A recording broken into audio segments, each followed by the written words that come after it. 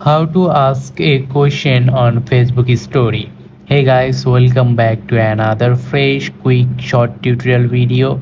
In this video, we are going to learn a very important concept on Facebook, how you can add a question on your Facebook story. It's a very easy and simple process to learn it. You have to watch this video till the very end. So first of all you got to do, you have to open up your Facebook app, and after that you have to tap on create a story.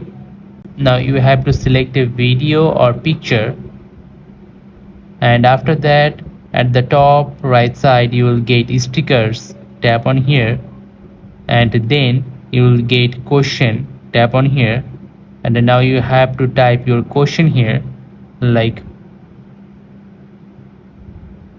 and after that tap on done, and then tap on share. So following this simple process, you can add a question on your Facebook story. So here as you can see that the question has been added to my Facebook story. So I hope you understand the full process. If you think this video is useful, then don't forget to like this video and subscribe to our channel. I will catch you in the next video. Till then, take care. Goodbye.